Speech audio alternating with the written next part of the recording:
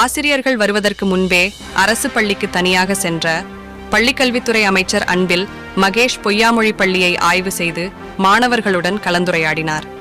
தமிழக பள்ளிக் கல்வித்துறை அமைச்சர் அன்பில் மகேஷ் பொய்யாமொழி தமிழகத்தில் உள்ள 234 சட்டசபை தொகுதிகளுக்கும் நேரடியாக சென்று அரசு பள்ளிகளை ஆய்வு மேற்கொள்ளும் பயணத்தை தொடர்ந்து மேற்கொண்டு வருகிறார். அந்த வரிசையில் நேற்று நாமக்கல் மாவட்டம் பரமத்திவேலூர் சட்டசபை தொகுதிக்குட்பட்ட ஓவியம்பாளையம் ஊராட்சி ஒன்றிய தொடக்கப்பள்ளியில் அவர் திடீர் ஆய்வு மேற்கொண்டார்.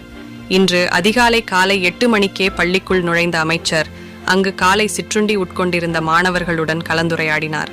ஆசிரியர்கள் யாரும் அந்நேரத்தில் வராத காரணத்தால் தனியாளாக பள்ளி முழுவதும் சுற்றி பார்த்து ஆய்வு மேற்கொண்டார். காலை உணவு பணியாளர் துர்கா என்பவர் மட்டுமே அப்போது பள்ளியில் இருந்த காரணத்தால் அவர் மட்டுமே அமைச்சரின் கேள்விகளுக்கு பதில் அளித்துக் கொண்டிருந்தார். காலை உணவு திட்டத்தில் எத்தனை மாணவர்கள் சாப்பிடுகின்றார்கள், பள்ளி தொடங்கப்பட்ட ஆண்டு எது, பள்ளியின் வளர்ச்சிக்கு தேவையான கோரிக்கைகள் குறித்தும் அப்போது வந்திருந்த ஊர் மக்களிடம் கேட்டுக்கொண்டார். மாணவர்களிடம் கற்றல் குறித்து ஆய்வு செய்வதற்காக திருக்குறள் மற்றும் தமிழாங்கில எழுத்துக்களை சொல்லி அமைச்சர் அன்பில் மகேஷ் பொய்யாமொழி ஆய்வு செய்தார்.